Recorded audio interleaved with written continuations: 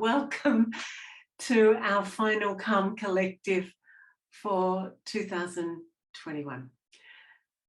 Each week when I introduce our guests, I neglect always to introduce myself. So I'm Carolyn Ward, and it's really lovely to have been hosting this extraordinary gathering every week for the last few months. And tonight, just like each other week, we have someone very special with us who's going to offer us the 2-minute inspiration for our focused intention that we do each week. So if you're here for the first time, which will be the last time for this year, very warm welcome. And if you're in Melbourne, a very cozy warm welcome back on this 19th of December and incredibly cold day. So I'd like to welcome for tonight our last guest, who is Bishop Philip Huggins. Philip is a very dear friend. He's an Anglican bishop and a long-time meditator. With friends, he's just published a book on forgiveness, encouraging the choice to heal and not to harm. It's on the website of the Australian Centre for Christianity and Culture. Philip is a member of the Interfaith Liaison Committee to the United Nations Framework Convention on Climate Change, the UNFCCC, which must implement the Paris Agreement and prevent catastrophic climate change. This is his preoccupation in the crucial next years. Philip swims in the sea each day, and it seems he looks forward to going to the cricket after Christmas. Welcome, Bishop Philip Huggins.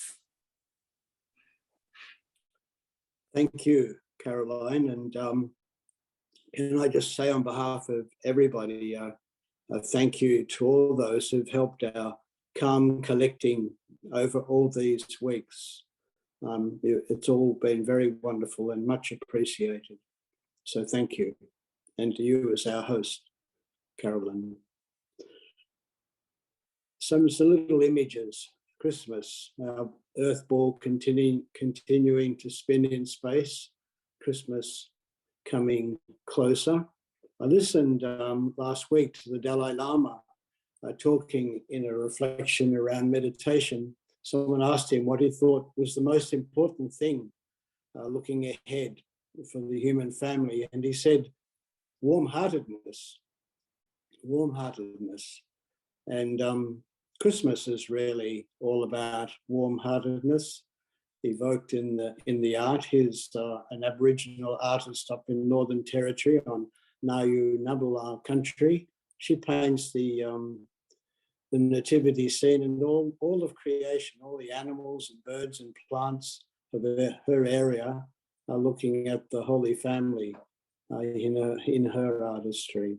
The nativity scene really, when we look at it in various ways, evokes our warm-heartedness. I've got a nativity scene in front of me.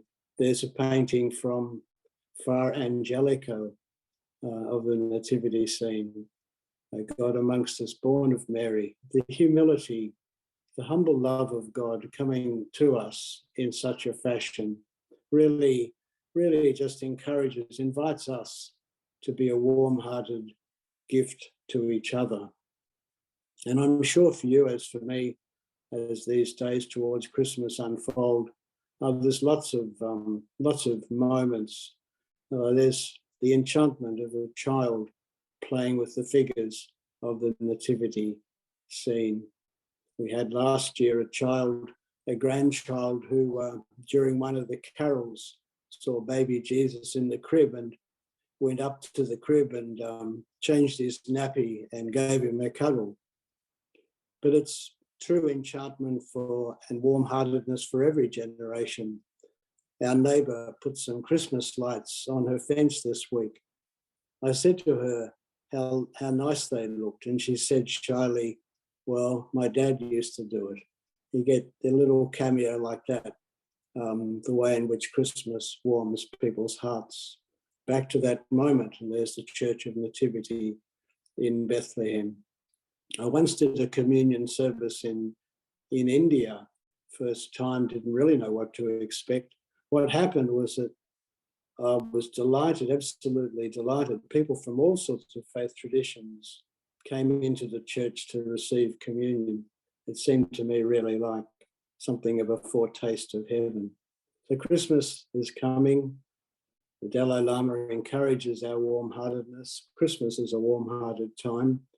And I pray that as you enjoy your Christmas in whatever way, for all of us, there'll be that nurturing and encouragement in the spirit for the work that lies ahead in a rather cold-hearted world where there's too many tough things happening to people, that we can evoke and sustain our warm-heartedness as a contribution to one another.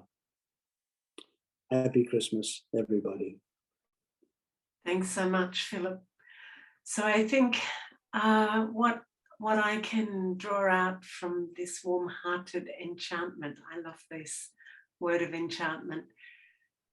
If as a group we can hold this intention that there's a sort of remembering or a reconnecting with that warm-heartedness and enchantment from our childhood, that each one in the world, as we see the globe turning, that we can really see the child within each one feeling warm-hearted and enchanted with this time and with each other. Thank you.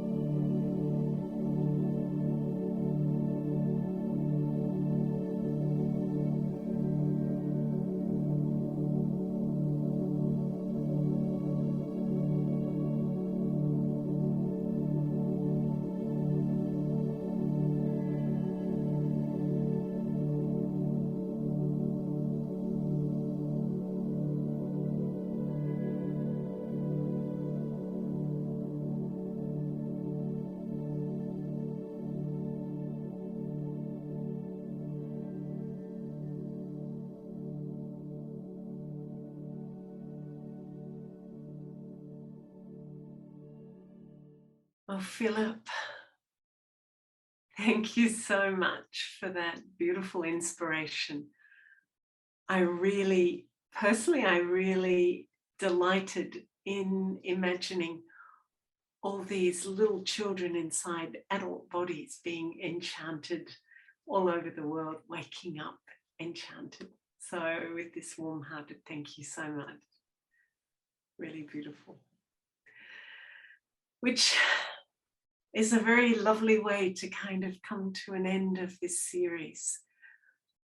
And I think one of the very successful, if I might say, successful ways of calm in the city and all of the things that happen out of that coming together of that group is that things emerge in the moment that they're needed.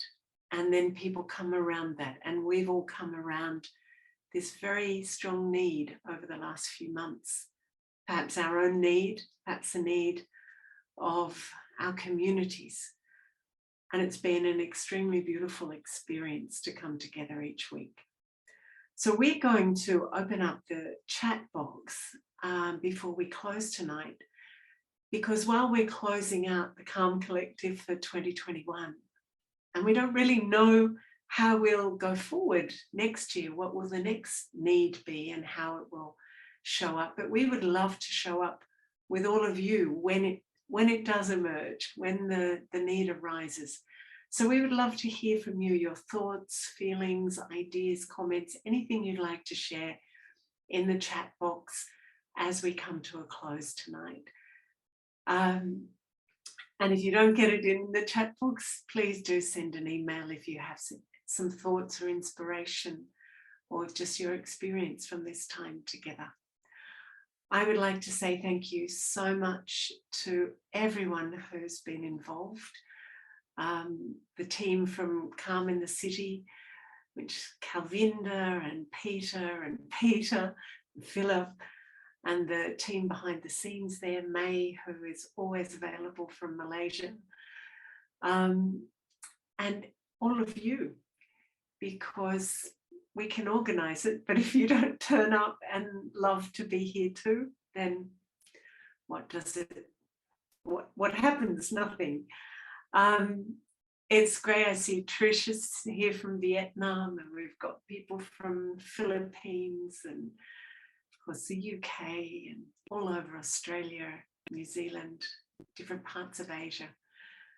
So I haven't got my gallery open, but I'm going to do that now so we can all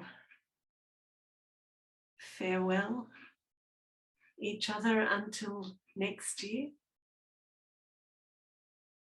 And with that enchantment and warm-heartedness, say thank you for your company. Have a beautiful Christmas time, family time, friends, warm-hearted time. And we'll see you when we see you next.